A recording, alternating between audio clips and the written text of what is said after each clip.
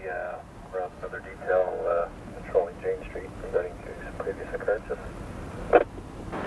So you are tied up on left of Governor Baker's correct? Okay, starting with the hospital here.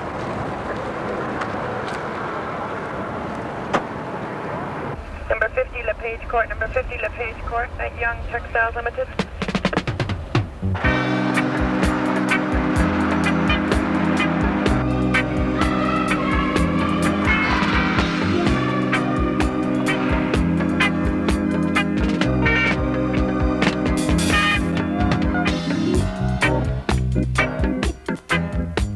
Your light is out over top of your license plate. A little light that's over the license plate. Couldn't see your plate. Hello, ma'am. Just underneath here. It's It's only 28 cents for a new bulb. All right. It's a good idea to get one. Have you got your driver's license, ownership, insurance with you, sir?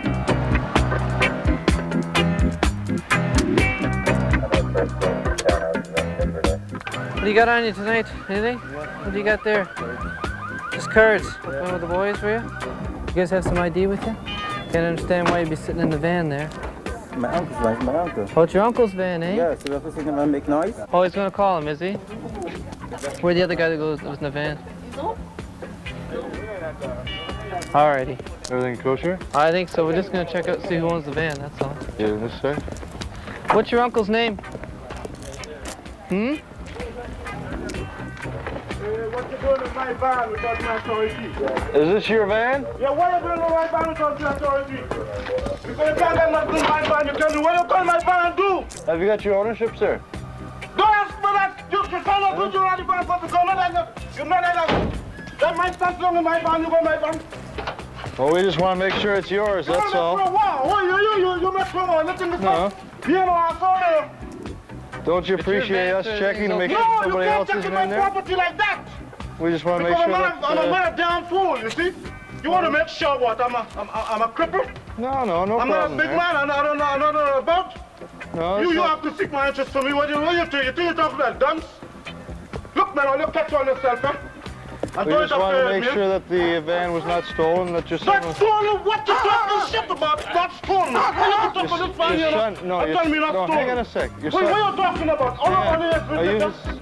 All about it is Okay. You just explained to your dad that we're just checking. What you checking my van for? You have a warrant for my van?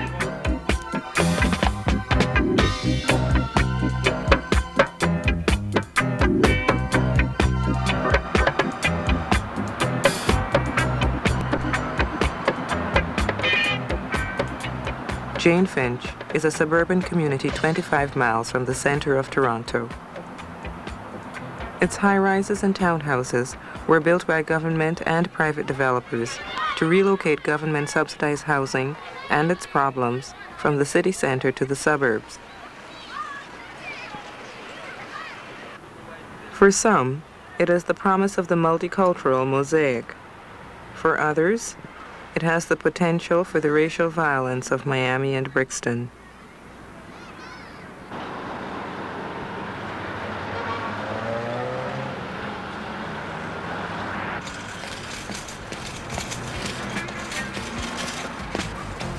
With a population of 60,000 in an area of only 6 square blocks, Jane Finch is one of the most densely populated areas in the country. It is home to many immigrants. They have come from Latin America, Italy, Korea, the Philippines, India, Pakistan, and the West Indies. This film will focus on the West Indian community, 15% of the total population, and one of the most rooted groups in the area.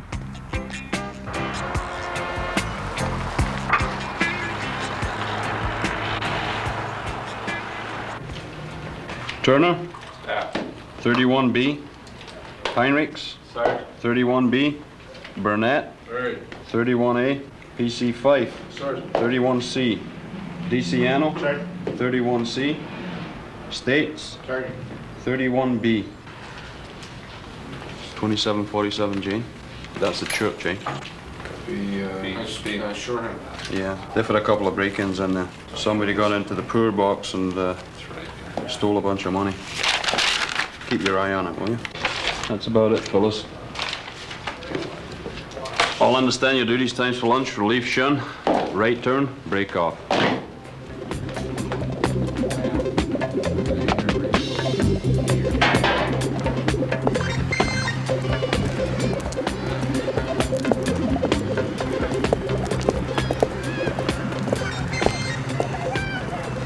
See that guy in the green hat, blue jeans, leaning against the fence there? Standing out this way now. I mean, straight down, straight down. Way down, yeah. With that green hat on? Yeah. That's the guy that... The police are the target, and all too often the cause for many of the frustrations in the community. Over the years, the much publicized confrontations with the police have made Jane Finch a symbol of racial tension and police insensitivity. She never saw the guy at all. You know him at all? She didn't know him. However, the police see things differently. The Area Foot Patrol is a group of selected personnel, and they are specially trained and selected for this particular function because they seem to excel. Police not Staff only in Inspector police Clark of officers, but 31 also Division. Community relations. And originally, the Area Foot Patrol concept was introduced because there was a hue and cry for the policeman on the beat. And this was a way for the police officer to get back into the community, meet with the people, and have time to talk to the citizens, the young people, and find out what the problems are. And on the other hand, we also get to know who the people are in the division in the event of a crime outbreak or whatever. Good. We stopped all the cars and we pushed everybody back. That's the best we could do. Oh, yeah. I was one of them there. Were you there? Yeah. That's all we could do? We're lazy now. But for some residents, the police have become a constant and fearful presence. Constable Burnett and Constable States are two veteran officers on the foot patrol. Constable States is known to the youth in the area as the bounty hunter. We sort of have the upper hand in the sense that when we go into an area like that, we're not looking for anything. Whereas the people that are in the area who are engaged in the criminal activities of the area, they feel that we're looking only for one particular thing, and that is what they're involved in. When we go into an area, we don't solely go in there and say, okay, we're going to go and we're going to bust everybody for drugs, or we're going to go there and bust them for car theft or stealing from cars. We go in there and we police the area, we patrol the area, we look for things.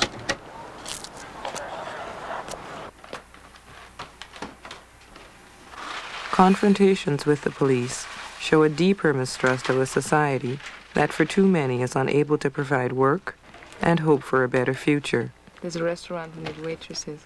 I'm going out to fill in another application. For Rosemary Brown and her son Christopher, Rosemary's struggle to find work has become a daily routine. She has been looking for 2 years now.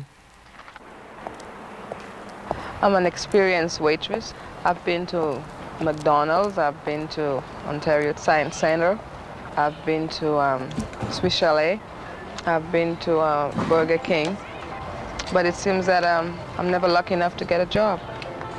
As you know, you saw the ad in the paper, so all I can really tell you is just to leave this with us. You know, it seems from your resume that, you know, you seem very qualified for the job. And I'm willing to work hard. You know, I'm a hard worker. Yeah. Well, I'm going to school at the moment, you know, but if I could get a good job, you know, because I have my family to take care of. Yeah. And I really need a job. Yeah. And I'm not far from here. I just live at Jane and Steele's. Jane and Steele's, yeah. You've got down here $4.50 an hour. We usually pay a little bit higher than the minimum wage. Is this negotiable? The hourly wage that you put down for expected? Okay. As long as I know that. Like Rosemary, Rose Allen and Trevor Gordon are feeling the pressure of an uncertain future. Rose had to give up her job to take care of the children. Trevor has been laid off as a bricklayer's assistant. Try anything. But I don't know, Trevor. I don't think that course about interior decorating is realistic. What do you think I ought to do? A trade, you know, like interior decorating is... It's like a fine arts kind of thing, and there's not really much right now. Like I said, you're going to need a lot of clientele before you really start seeing your way there. Well, here I am working as a bricklayer, doing renovation on the inside. I figure it's a logical thing to do, you know? Good girl. Okay, you have to sit in your chair. I mean, not because I'm laid off at the moment. But plumbing is also a good thing to do. That doesn't mean that things won't pick up, you know?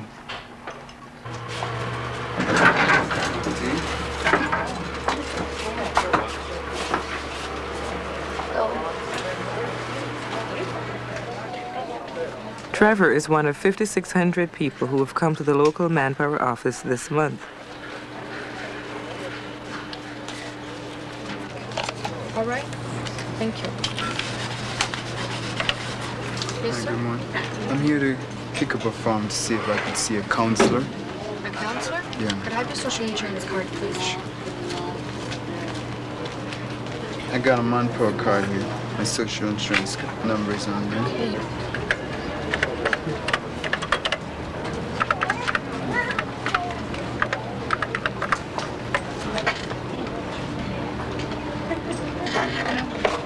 Okay, sir, would you please complete this form from here down to here, sign it and date it, nothing in the shaded area or the back. When you're done, you take it to the employment reception at the back of the office. Okay. Unemployment is highest among youth, women, and visible minorities, precisely the majority population of the area. The little work that is available is unskilled or semi-skilled labor. Competition is fierce, and wages are low. When I went there, they said there was nothing to do. Nowhere is the gap between dreams and reality more vivid than here. I'm here now trying to see if I could get a speak to a counselor pertaining to a training program where I'll be more solid for myself.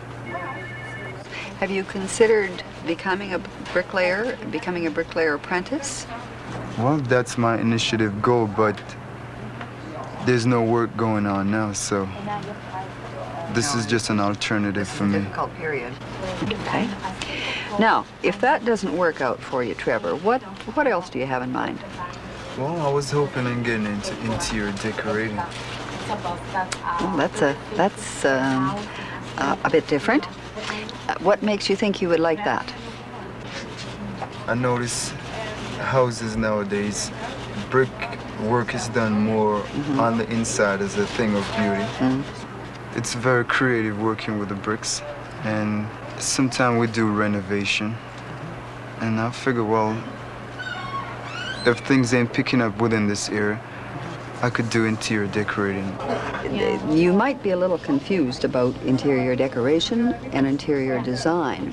Now, interior design is involved in a much broader scope where you are involved with the use of space in offices, residences, factories, and so on.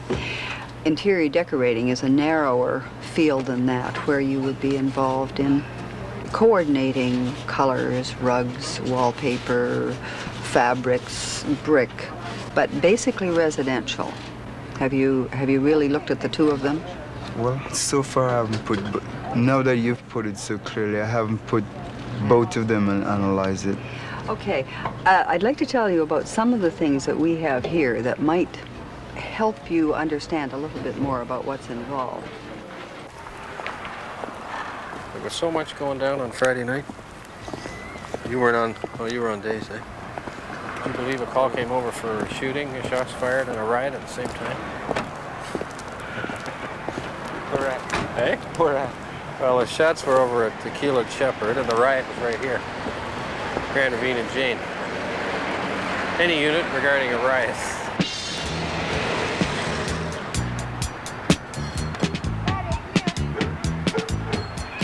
15,000 residents live in the government-subsidized housing of the Ontario Housing Corporation.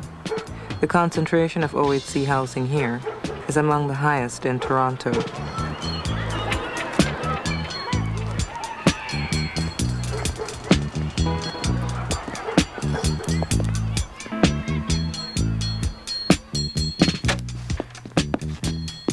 As part of their routine patrol, the police walk the corridors of the Ontario housing buildings just as they do the public sidewalks.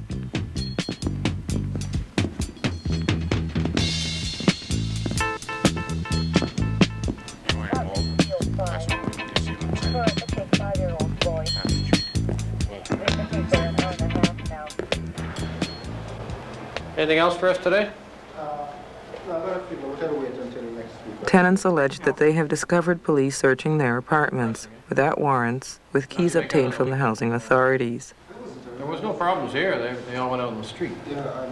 Around January. For these tenants, the relationship between OHC officials and the police is viewed with suspicion, especially by the youth. In one building, half of the 1,500 tenants are under 19, but properly supervised recreational facilities are few, and complaints about noise and vandalism are frequent. During the summer, the kids with nowhere else to go use the corridors and elevators as the streets of their indoor city.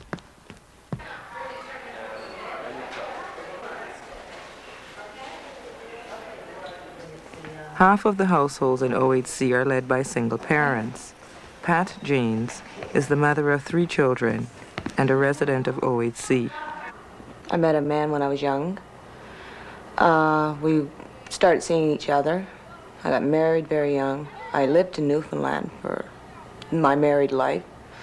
I came back to Toronto, left everything back there, headed this way, wanting to come back and try to make a better life up here because there was nothing down there. I had heard about Ontario housing and figured I'd put in an application to see about, well, it took about a year to get in here. For me, I wasn't too sure whether I wanted to move into here because of being a single mother and maybe wanting to see men and afraid to bring them into an Ontario housing, right? Like when you want to meet somebody, you want to meet somebody, like living in a place like this, you look like you're down too. Like you've got nothing, you've got no brains, you've got nothing. It's just bums that live in a place like this. But I figured I've got no choice after being married young, having no education, not be able to get a good job like people with education can. I could go out to work and work as a waitress or whatever, but that's not what I want. I want something more. You know? Novelet Robinson also lives in OHC. She's a volunteer community activist and a mother of 2. Getting back to how we can support you. At first, I didn't like it at all. I tried on numerous occasions to get a transfer from here, and all because of hearsay. A month after living here, the fear was gone that I could walk on the street, that I would not be getting raped, stabbed in the back, or my purse being snatched away. Now that's the typical thing for Jane and Finch, rapes, murders, you name it.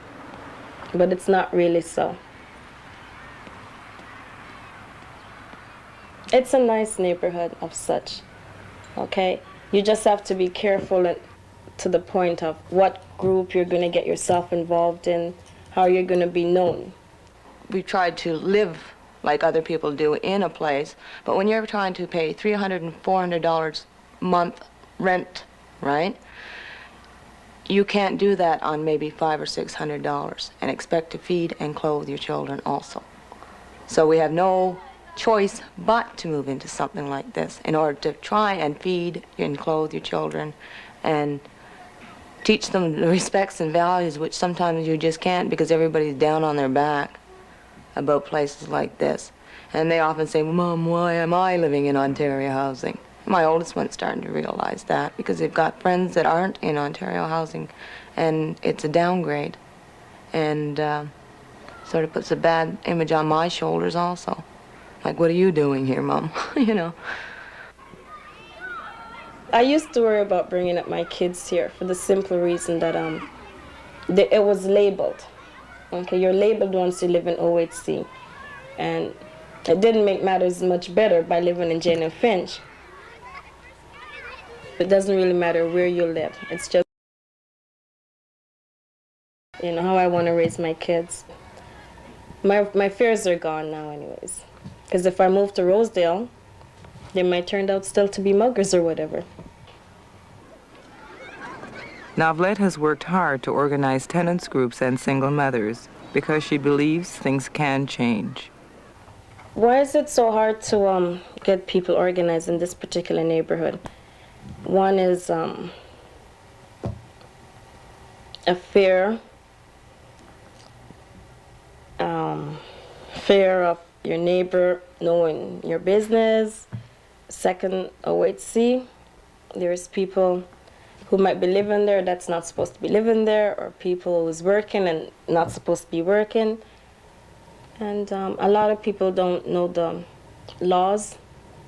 Okay, they feel if they go and complain to OHC, they're going to be kicked out, or the rent's going to be raised, or if they call to say something needs fixing, they will not get it fixed. But if you know your facts, you can always scream blue murder.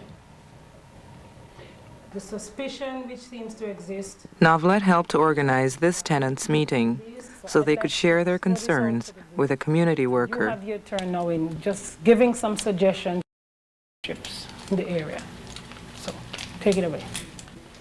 What about the blacks that are unemployed and living in this building? Can they not themselves, by trying to compromise both ways, hire some of these black people, give them jobs to work around here that would make things easier on the neighborhood itself? If I was working in this area here and I had to clean this place every day, I would not only look after this place while I have to clean it, but while I'm not on duty, to make it easier for me the next day when I come back, that there's less work for me to do, and that way the place is being kept right now. But no one is interested because we got nothing to gain out of it. We don't got nothing to gain out of it. That's why we don't care for it. Yeah, next thing, like what Adrian said, if Adrian can think of that, why do the big educated, intelligent OHC official can't see that?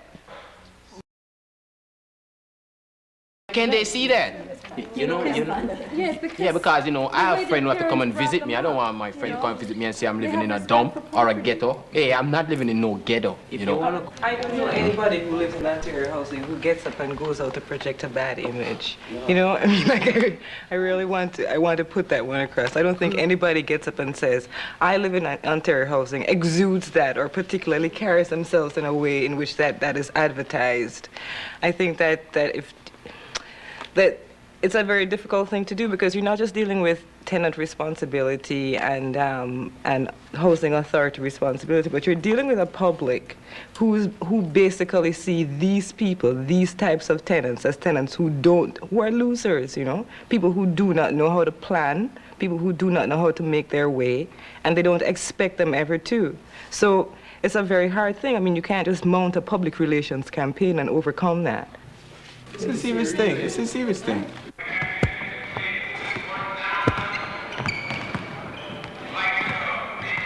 Community events are hard to organize, especially recreational ones. The Maroons, a local basketball team, holds a tournament for black teams from across the country. Yo, Robert, if the ball goes to the corner on the zone, right? The guy who's playing the bottom, he goes out and gets it, all right? And Peter will cover the inside. The community is proud of its members. Who's home? Who's home? For the Maroons, it is a way of building confidence, a chance to win, and a break from the routine of hustling and surviving.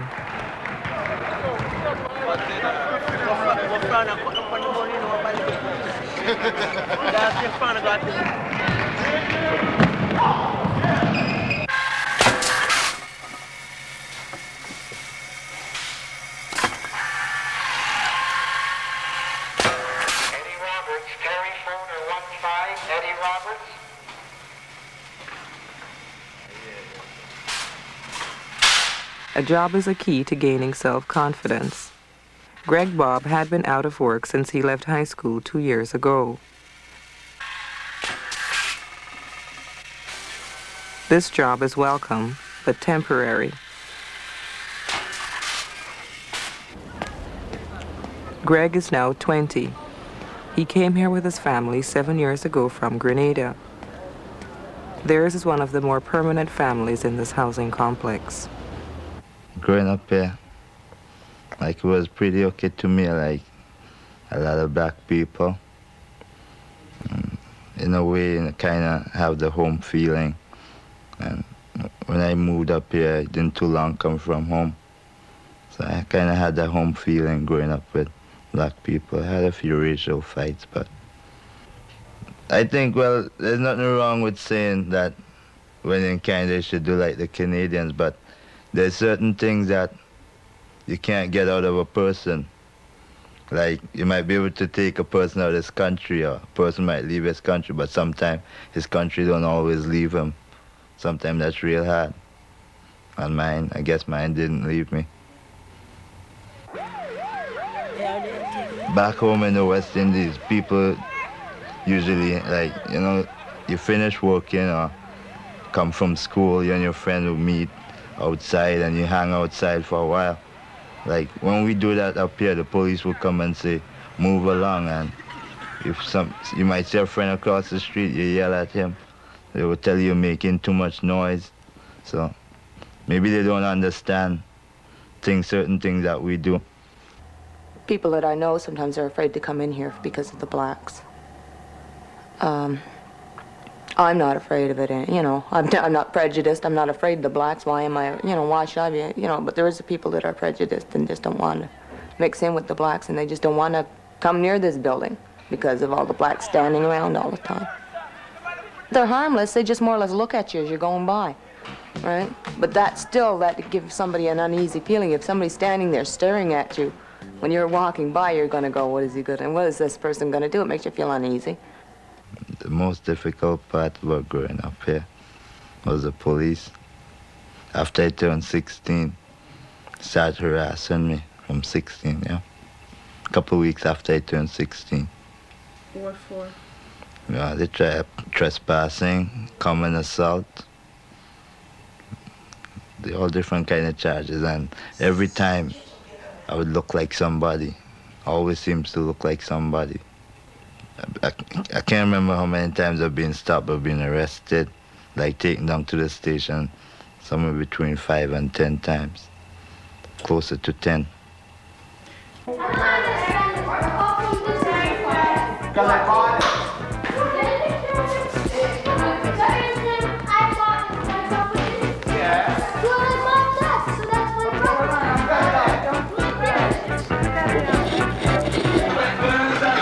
Walkers, just go away.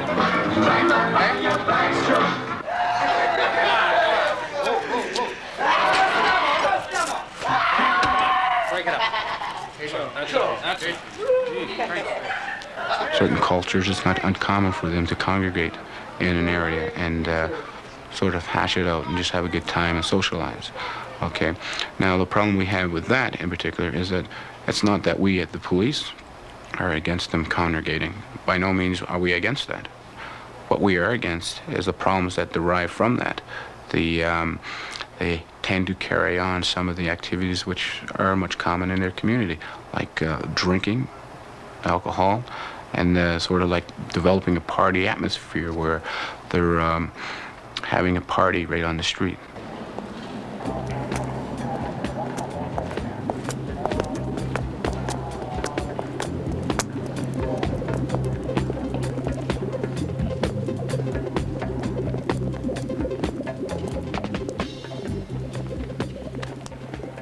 What are you up to? From your friend's house? Yeah. Where's your friend live? Around there. What's your name? Arnold. Arnold, you got any identification on you? Yeah. What else you got on you? Breaking up right now, getting your batteries run down or something.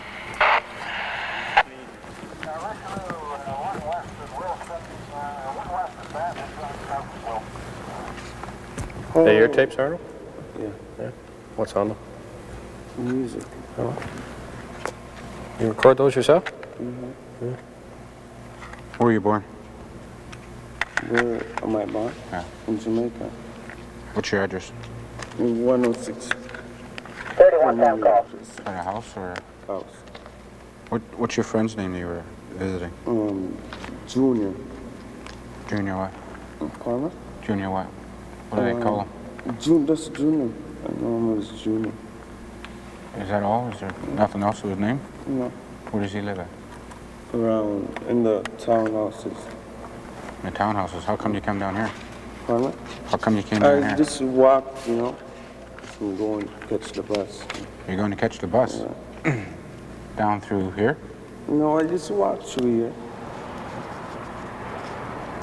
What's the name of these tapes? Pardon me? What's the name on these tapes? What's the name of... On these it's tapes? Some funky tapes. Yeah. There's some writing on them. Did you write that on there? Yeah. What's it say? Pardon me? What does it say? What's the writing? Two of them is not mine, you know. Well, two of them aren't yours. Yeah, it's my girlfriend's. Oh, there's writing on one of them, though. Did you do that writing? No. No? What's the writing say? I don't read it. You don't read it.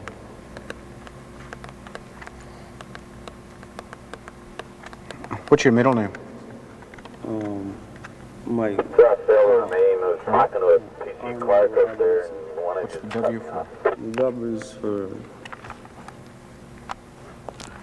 31A foot to base 31. Unit calling base 31. That's 31A foot. We'd like a check on one. Well, I don't know what he was up to down there, but... He was over visiting a friend where we took him back. He said he left his friend's place to go to the bus. But he cut through the underground for sure. Anyway, this guy... Okay, but the bus he wants is right in front of that building there. So what's he doing in the underground? I know what he was doing. He's on... Maroon pants. Check that. Pardon? I just seeing what's available. He's already been charged for once before. He's on probation for the same thing. Well, he got no business being down there. We told him.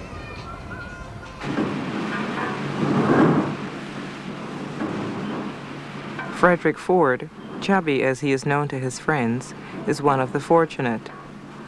He has a steady job. He and his family emigrated from Guyana 7 years ago and have done well. But Chubby is in trouble. He has been charged with assaulting a police officer by spitting at him, an offense which he denies. He and his brother Cedric have taken the day off to go to court. I was charged with assault with a police officer. I was in the pinball place playing pinball, and he came to meet me and a couple of friends, and two officers came up, told me I can't play no more. So I talked to him, so all of a sudden they tried to arrest me. Just asked him why, so I spit in his face. So I asked him to show me the spit. So he wiped it off in his uniform, and he took me to the station. So I was assault, charged with assault to the police officers by spitting in his face. I asked him how I did it. So I just spit in his face, and he charged me with that. What did your lawyer say when you told him? My lawyer said, well, this should not be no problem because no one is not fool enough to go and spit in the officer's face. So when I go to court, unless I have witness, it shouldn't be no problem in court for me. To tell you the truth, what's going to come out, I don't know. I hope it comes out to be positive, but from what I could see, there's no way that he should have been charged. I'm not saying it because my brother. There's just no way.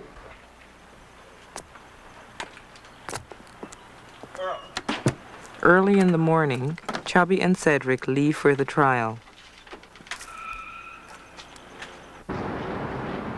Underlying the frequent conflicts with authorities are crises which are much harder to see. The hidden anguish that comes from the alienation and loneliness of being a single mother and an immigrant.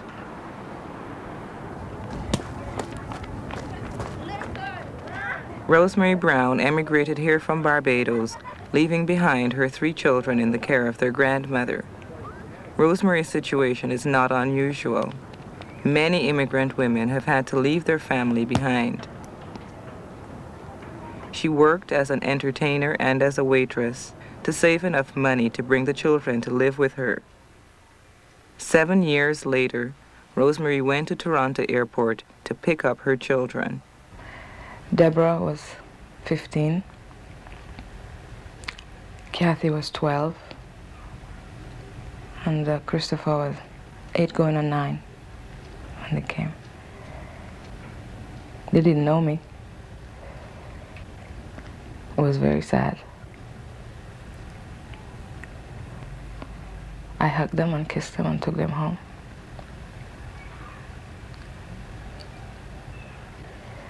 At first they seemed all right. They seemed, comfortable, but I wasn't. Because I realized that I didn't really know my children and they didn't really know me. I think most of all I was frightened that the children wouldn't like me and I wouldn't be a good mother. Because what I had all planned, it wasn't happening. And I wanted to run away. And I said to myself that wouldn't help. Who would take care of the children?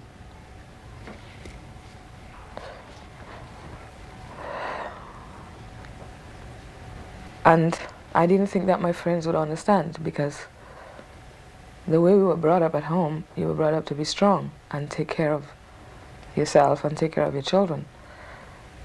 And I felt if I called someone and said, look, I'm depressed, I don't know what's happening and I need help, I felt maybe they'd laugh at me. And I told two of my friends and they did feel that was very strange, that I was going through a depression. I guess they don't understand what it was. They said somebody like you, you could never go through that because you were always strong and happy and everything. And I started going to group therapies. I saw psychiatrists, I saw psychologists, and I went to group therapies with other women. That's when I realized that I wasn't the only one going through that problem. Some of them were single, some of them were married, some of them were divorced. And I started feeling maybe there's hope. And I found out if you seek for help, you'll get it. But if you just sit at home and do nothing, don't expect to get help. You have to go out there and look for it and ask for it. And work at it and do whatever you have to do to better yourself. And that's what I keep on telling the children. Nobody's going to give you nothing for nothing. You have to go out there and try and help yourself. Attention shoppers, it's showtime down here at the Hut. Our shows today and through the rest of the weekend are being presented to you by the merchants of Jane Fitch Mall for your entertainment. So come on down to the Hut, folks, and enjoy the sounds of the Westview Planetarium Steel Band playing now for your enjoyment and entertainment.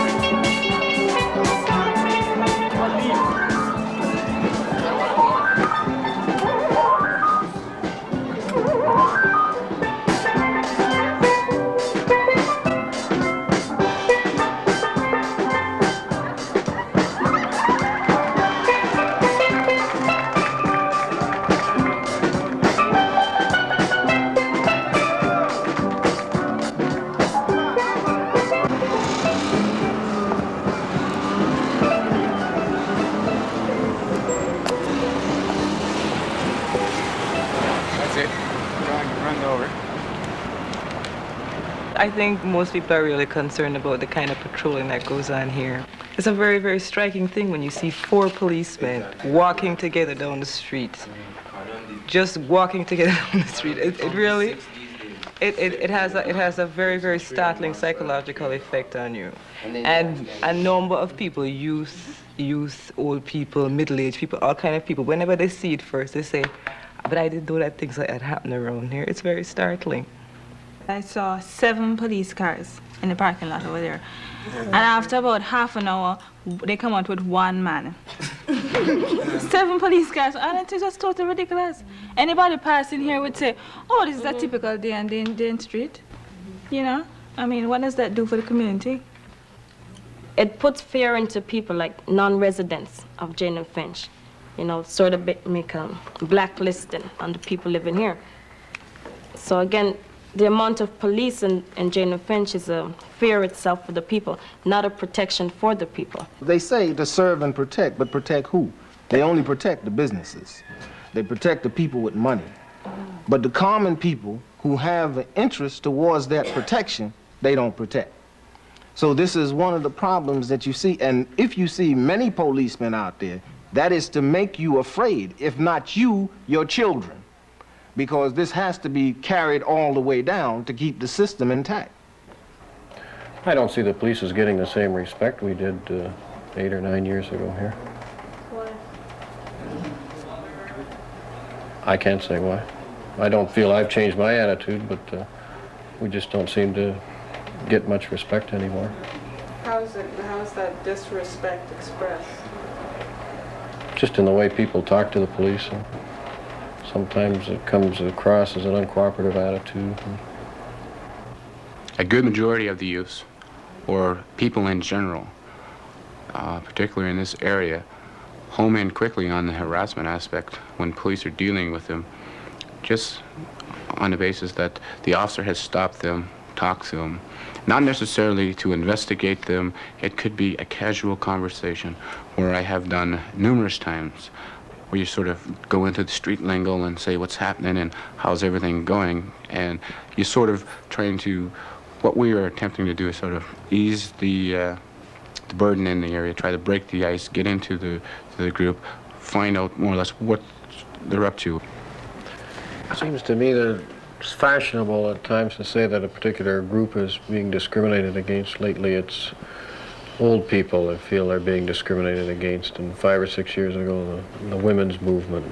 Women are being discriminated against, and I suppose you're talking about color here. So I don't see it in our society, really. We're just asking to be treated as equal, right? If we do something, fine, you know, take us down, take us through the right procedure, you know, book us and things like, don't beat us, and still when you go down to the jail, you know, you're beaten. I totally resent that, you know. We are all young men, you know, fathers and things like, how are you gonna feel, you know? You're a young man coming up, you got your kids, and still you're going to the station and get beaten up. When you go back home with your kids, Daddy, what's wrong? What are you gonna tell them? A man punch in the face, you might be even older than the dude, and still he punch in the face, what are you gonna tell them? Start lying to your kids, and you're the same one gonna turn around and tell them, don't lie? I would say that there probably are altercations that take place between the young people in the community and the police that are misunderstood, possibly because of the age of the youth that we are dealing with, and maybe because for shock reasons they like to exaggerate the incidents. And I think perhaps too when they're answering the questions they are held in awe by the National Film Board. The allegations will always be there. You'll always have people, especially when you're dealing with the teens, early 20s, and you have a volume of crime in an area. The allegations of physical abuse, police harassment will always be there, more so because they use that, or the groups use that as a prestigious status, where some groups where they say, yeah, I was going home the other night and I got stopped by a certain officers, and man, they hauled me into the car and they took me up here and they beat me up and all that. And then he sort of draws the sympathy from the group. Yeah, but then again, right, even if you have been brutalized by the police and you go through the proper channels, right, who will do something about the reprisal that will happen after? Maybe that same officer won't get you, but, you know, there's other officers around. You know, you'll be singled out, you'll be pointed out, you know, that guy's, you know. If I may just make a comment on that, you can't necessarily pin down an action after something had taken place. You can't say that it is because of this, but it seemed to have followed a pattern. For instance, when Tony was charged that time, it was shortly after that that he was in the Jane and Finch Mall and received summons for trespassing. He seemed to have forgotten that. Right. And when one officer took away Lennox's TTC pass, and I complained about it, and he got it back, then it so happened that by accident, this other police officer punched him in the face, as he told me. You know, it seems to be one thing happening after another, sort of chain reaction.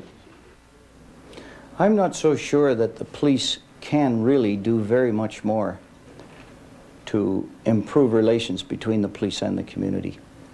I believe that we have touched most of the bases, but I don't mean for one moment that we should give up on it. I think that we should continue, and as the situation arises, we should certainly deploy people in those areas. But at the moment, I view the relationship of the police with the community very, very good. This is supposed to be a mosaic society or something like that. We are all immigrants here. The only people who truly belong here is the Indian. But still you got people come and want to say, you know, go back where you come from, you know? Go back where you come from, you're an immigrant, go back, you know, because we're visible and things like, you know, that's the thing I hate, you know, that really frustrates me sometimes.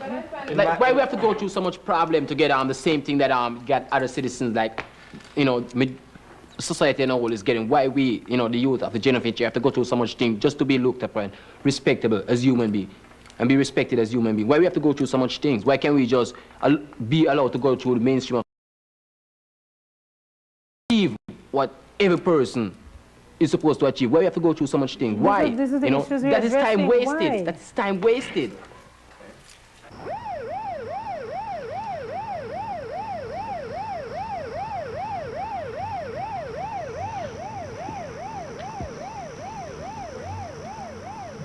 Judgment on Chubby's assault charge was swift. 30 days in jail, although he'd had no previous record. I appreciate that. The judge stated that he was making an example of Chubby. I was thinking, after I come out, I was thinking about leaving Jane and Finch, yes. Because Jane and Finch area, it looked like just a troublemaker area, poor trouble in the area. So I was thinking if we leave the area and move somewhere different. But I will still come in the area and visit my friends them. But I will come by myself, walk by myself, so I will have no trouble with no one. If anyone have trouble, I won't be walking with them. I will walk separate. Because if them have trouble, I am already in trouble. I have a record.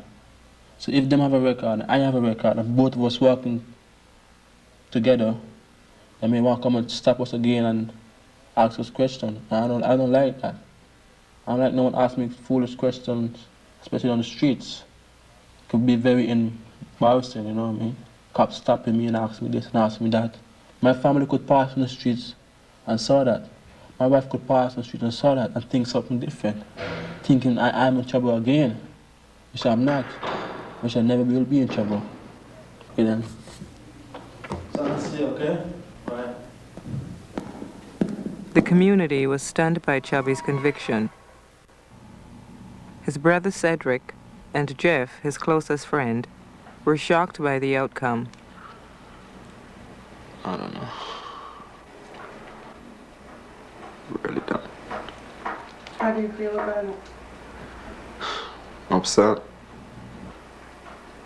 But what could I do? I don't know.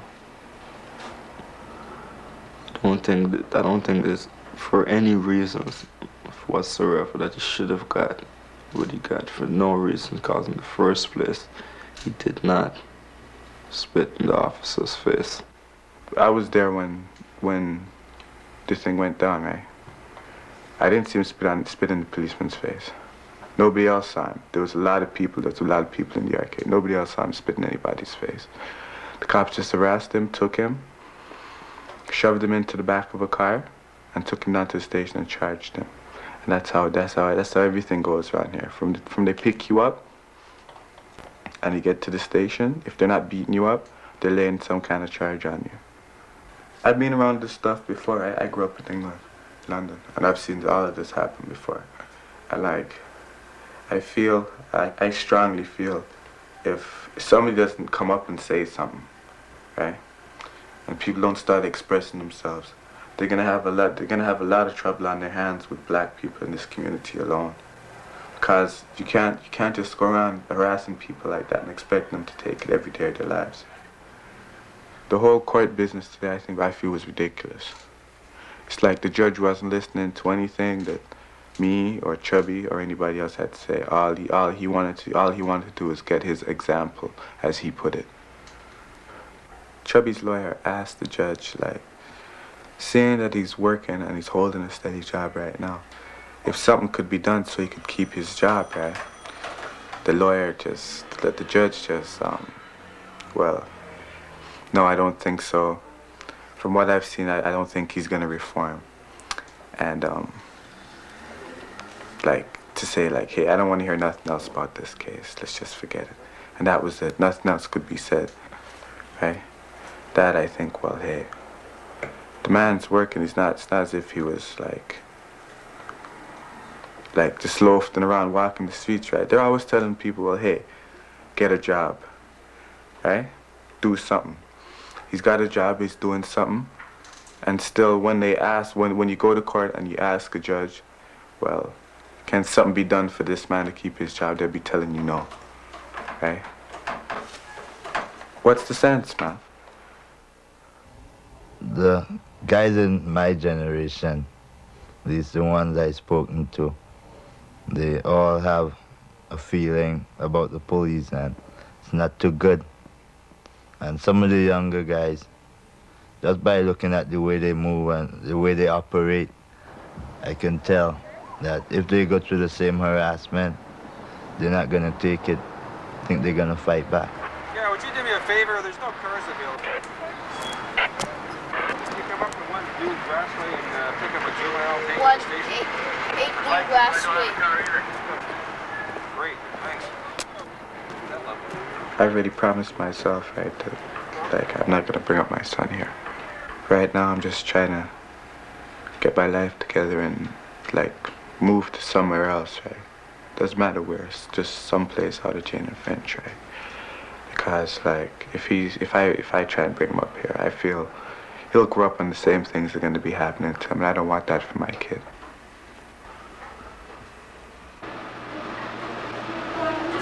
Interesting. You've had quite a bit of experience in various fields, I see. Yes, sir. In addition to the food trade, you've been in the hairdressing operation. I've done a bit of everything. A bit of everything. Right. Okay. We would be starting at $4.50 an hour. $4.50 an hour. I really want to work, you know. I'm willing Let to me work. tell you something. If you come here, you're going to have to work.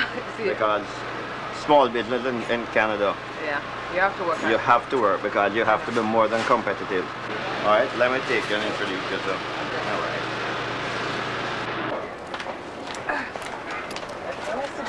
Yeah, sure. Okay. Well, I'm excited. Yeah? What is it? Well, so they seem to like me. Yeah. So they told me that if I want, I could start maybe just for practice, 2 days a week. So you think, what about the money? Satisfied with the money part? Well, I think it's good. They start $4.50. Yeah. But I feel Pretty excited, huh? That's good. I feel so good I'm going to get a job. Yeah, I know. Oh, you wait when I get home and I tell Chris. Because when I told him I was going to look for another job, he says, well, Mommy, hope you get it. Sure. And he said, don't forget, the first thing you have to get is the car. The car. That's good. Oh, well, anyway. Well, let's go. Let's go and see, you know.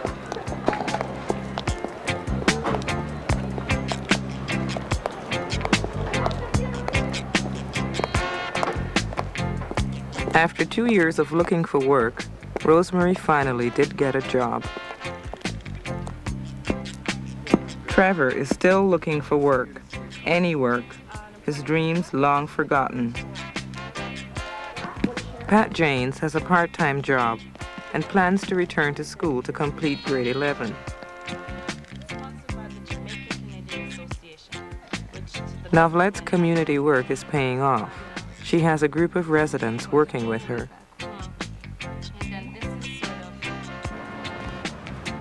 Chubby, true to his word, kept to himself after he got out of jail and even got his old job back. But 2 months later, he was picked up by the police on his way home from work. The police, looking for drugs, picked up 25 black youth in the area that day. Although they found nothing on Chubby, he was still charged with having purchased ganja from an undercover agent a year before. Delays at court threaten his job. Greg Bob was picked up in the same drug search. After being detained for 5 hours at the local police station, he was finally released. As a result, Greg laid an assault charge against the police.